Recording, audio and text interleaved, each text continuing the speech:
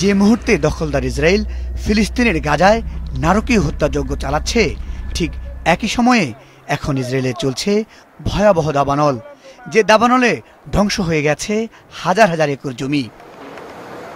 বুধবার মধ্যরাতে ইসরায়েলের শহর মোসাব তাহরুমের কাছে হঠাৎ করেই দাবানলের সূত্রপাত হয়। বাতাসের গতি ও শুষ্ক আবহাওয়ায় আগুন দ্রুত ছড়িয়ে পড়ে বেত শেমেশ সহ আশেপাশের এলাকায়।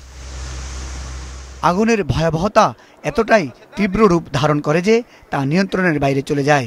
ইতিমধ্যে ইসরায়েলে বন্ধ করে দেওয়া হয়েছে সড়ক পথ ও রেল যোগাযোগ।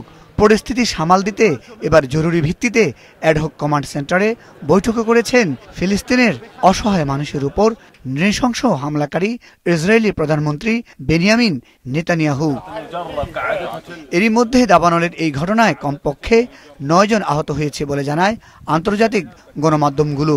এতে রয়েছে 7 জন দমকল কর্মী এবং 2 জন বেসামরিক ব্যক্তি। দাবানলের তীব্রতা এতটাই ভয়াবহ যে রাস্তায় গাড়ি ফেলেই প্রাণ বাঁচাতে পালিয়ে গেছে চালক। দাবানলের কবলে পড়া এশতাওল, বেত মেইর, মেসিলাত জিওন শহর থেকে বাসিন্দাদের সরিয়ে নিয়েছে ইসরায়েলি প্রশাসন। পুরো এলাকা যেন অন্ধকার এক রণক্ষেত্র পরিণত হয়েছে দাবানলের ধোঁয়ায়। অগ্নি নির্বাপন ও উদ্ধার কর্তৃপক্ষ আগুন নিভানোর জন্য 6টি জেলা থেকে অগ্নি নির্বাপকদের তালিকাভুক্ত করেছে এবং ইসরায়েলি প্রতিরক্ষা বাহিনী আইডিএফও আগুন নেভানোর কাজে যোগ দিয়েছে।